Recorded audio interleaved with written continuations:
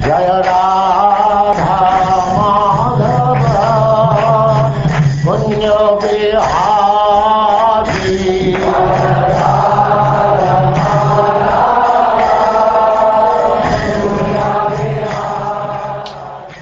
And now chapter 45.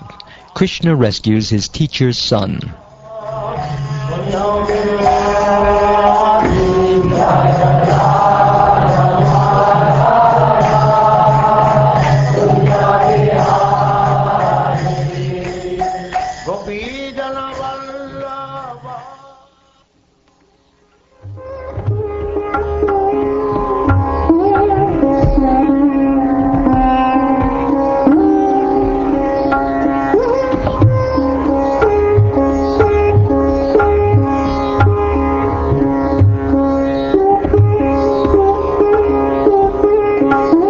Goswami said, understanding that his parents were becoming aware of his transcendental opulences, the Supreme Personality of Godhead thought that this should not be allowed to happen.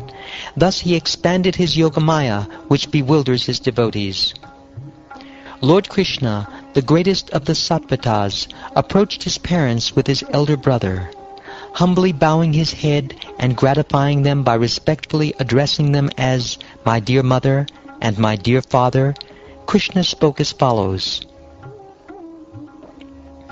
Dear father, because of us, your two sons, you and Mother Devaki, always remained in anxiety and could never enjoy our childhood, boyhood, or youth. Deprived by fate, we could not live with you and enjoy the pampered happiness most children enjoy in their parents' home. With one's body, one can acquire all goals of life, and it is one's parents who give the body birth and sustenance. Therefore, no mortal man can repay his debt to his parents, even if he serves them for a full lifetime of 100 years.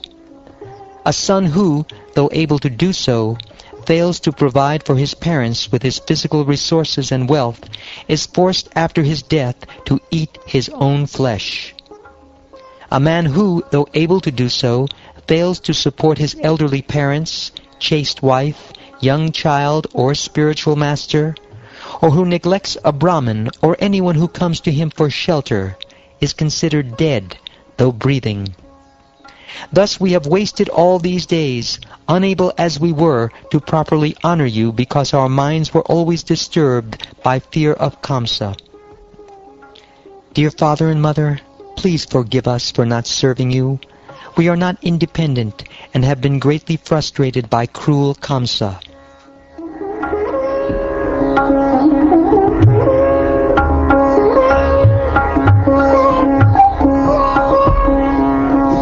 Thus beguiled by the words of Lord Hari, the Supreme Soul of the universe, who by his internal illusory potency appeared to be a human, his parents joyfully raised him up on their laps and embraced him.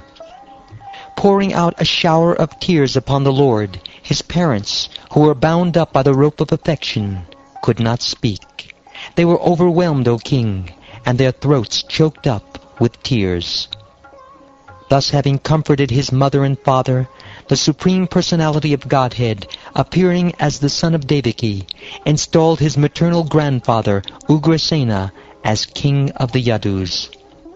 The Lord told him, Almighty King, we are your subjects, so please command us. Indeed, because of the curse of Yayati, no Yadu may sit on the royal throne.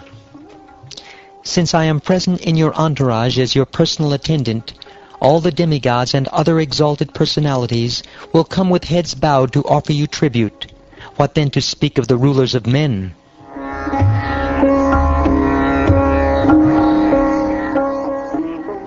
The Lord then brought all his close family members and other relatives back from the various places to which they had fled in fear of Kamsa.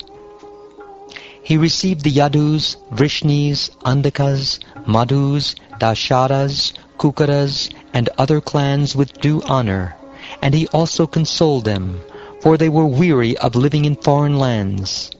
Then Lord Krishna, the creator of the universe, resettled them in their homes and gratified them with valuable gifts. The members of these clans, protected by the arms of Lord Krishna and Lord Sankarshan, felt that all their desires were fulfilled. Thus they enjoyed perfect happiness while living at home with their families. Because of the presence of Krishna and Balaram, they no longer suffered from the fever of material existence. Every day these loving devotees could see Mukunda's ever-cheerful lotus face, which was decorated with beautiful, merciful, smiling glances. Even the most elderly inhabitants of the city appeared youthful, full of strength and vitality, for with their eyes they constantly drank the elixir of Lord Mukunda's lotus face. Then, O exalted Parikshit, the Supreme Lord Krishna, the son of Devaki, along with Lord Balaram, approached Nanda Maharaj. The two lords embraced him and then addressed him as follows. O Father, you and Mother Yashoda have affectionately maintained us and cared for us so much. Indeed, parents love their children more than their own lives. They are the real father and mother who care for, as they would their own sons, children abandoned by relatives unable to maintain and protect them. Now you should all return to Vraja, dear father. We shall come to see you, our dear relatives, who suffer in separation from us, as soon as we have given some happiness to your well-wishing friends.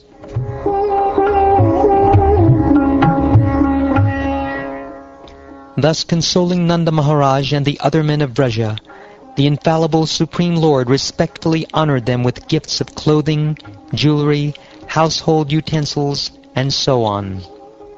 Nanda Maharaj was overwhelmed with affection upon hearing Krishna's words, and his eyes brimmed with tears as he embraced the two lords.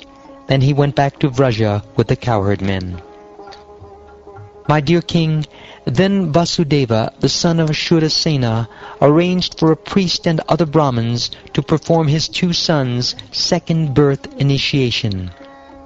Vasudeva honored these Brahmins by worshipping them and giving them fine ornaments and well-ornamented cows with their calves. All these cows wore gold necklaces and linen wreaths. The magnanimous Vasudeva then remembered the cows he had mentally given away on the occasion of Krishna's and Balaram's birth. Kamsa had stolen those cows, and Vasudeva now recovered them and gave them away in charity also. After attaining twice-born status through initiation, the lords, sincere in their vows, took the further vow of celibacy from Gargamuni, the spiritual master of the Yadus. Concealing their innately perfect knowledge by their human-like activities, those two omniscient lords of the universe, themselves the origin of all branches of knowledge, next desired to reside at the school of a spiritual master. Thus they approached Sandipani Muni, a native of Kashi living in the city of Avanti. Sandipani thought very highly of these two self-controlled disciples, whom he had obtained so fortuitously. By serving him as devotedly as one would serve the Supreme Lord himself, they showed others an irreproachable example of how to worship the spiritual master. That best of Brahmins, the spiritual master Sandipani, was satisfied with their submissive behavior, and thus he taught them the entire Vedas, together with their 6 corollaries and the Upanishads. He also taught them the Dhanur Veda, with its most confidential secrets, the standard books of law, the methods of logical reasoning and philosophical debate, and the 6-fold science of politics.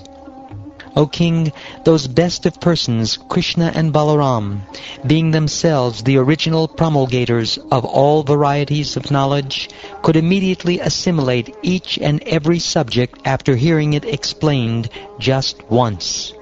Thus, with fixed concentration, they learned the 64 arts and skills in as many days and nights.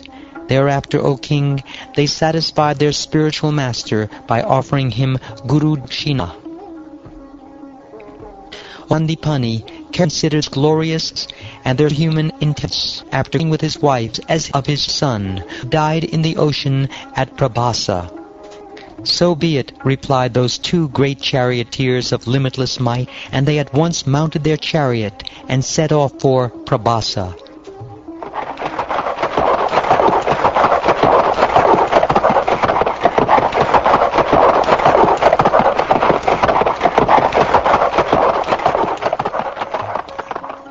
When they reached and sat down,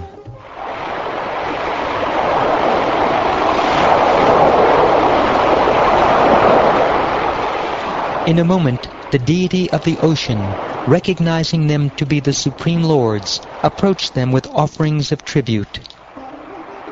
The Supreme Lord Krishna addressed the Lord of the ocean. "Let the son of my Guru be presented at once, the one you seized here with your mighty waves."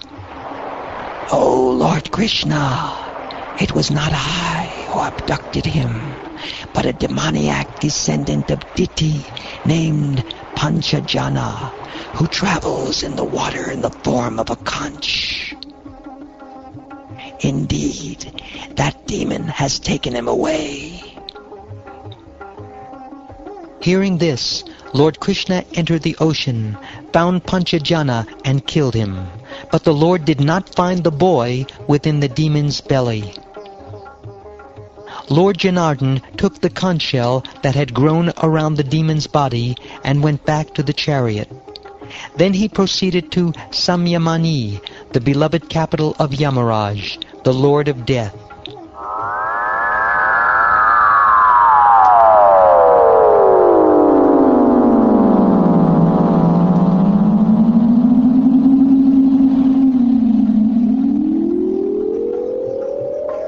Upon arriving there with Lord Balaram, he loudly blew his conch shell, and Yamaraj, who keeps the conditioned souls in check, came as soon as he heard the resounding vibration.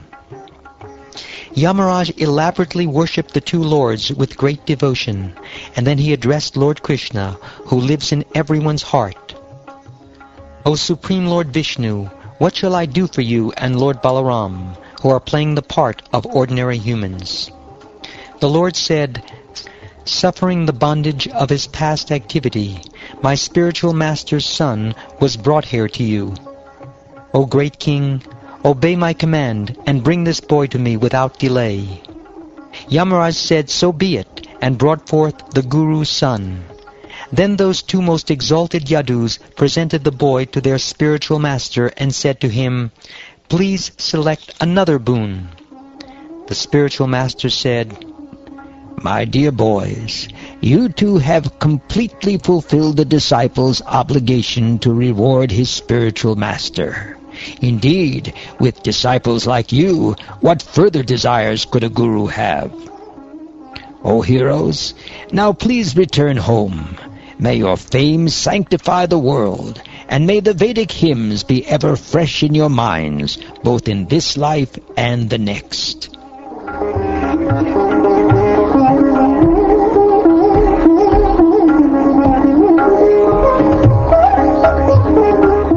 Thus receiving their Guru's permission to leave, the two lords returned to their city on their chariot, which moved as swiftly as the wind and resounded like a cloud.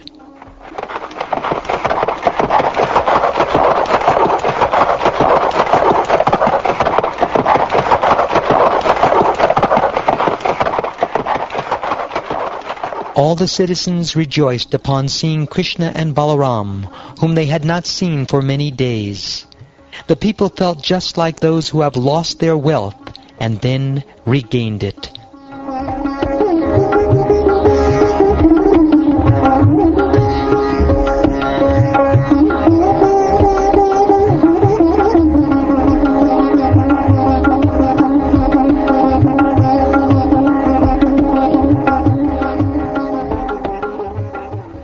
Thus ends the 45th chapter of the 10th canto of the Srimad Bhagavatam, entitled Krishna Rescues His Teacher's Son.